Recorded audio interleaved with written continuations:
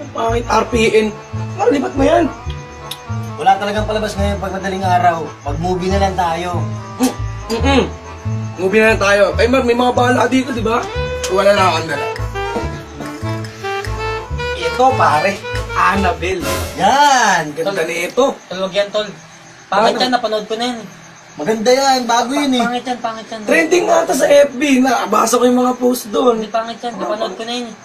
Takot ka lang yata eh. Tol, di kasi ako nanonood ng horror. Tol. Di ka nanonood ng horror? Wag na yan. Takot ka lang. Salang natin ito. Salangan natin yan. Sige na. Salangan Dali natin lang. yan. Takot ka lang eh. Ako, takot. Sige, Eh, panoorin natin yan.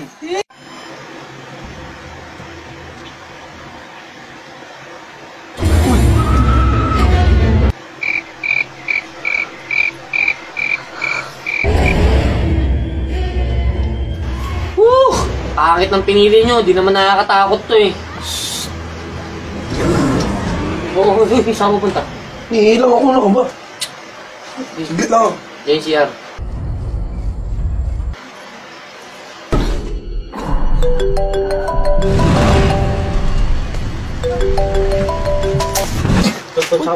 Saan mo tawag girlfriend ko? Wait lang, teka lang.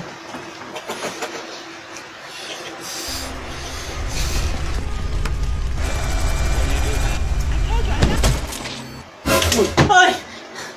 Yagawa mo.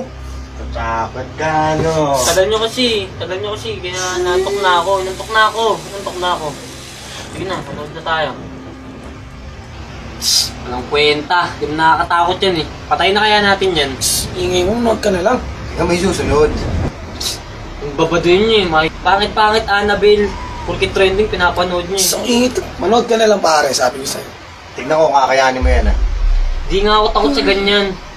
Di ako nanonood ng horror. Ang baduy kasi ng horror. Na yan, palta na yan. Pangit niyan eh. Manood ka na lang. Ito, ganda-ganda na napalabas oh. Horror ang puta. Para kayong mga babae. Pala nga kayo dyan. Uy!